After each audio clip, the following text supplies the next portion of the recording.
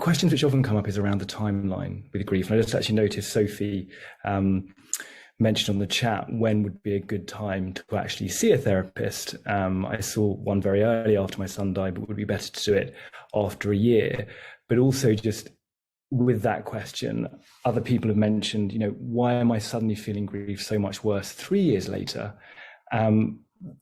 Can you give some guidance on, is there like a normal timeline for grief, and how does it work?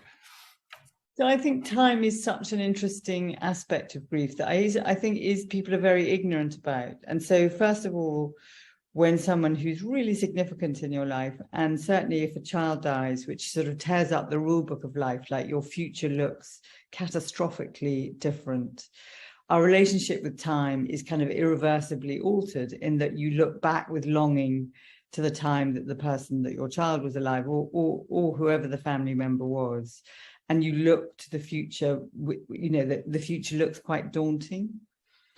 But I think what's much more helpful than thinking about time in a linear way, chronos time from the Greek word, is kairos time.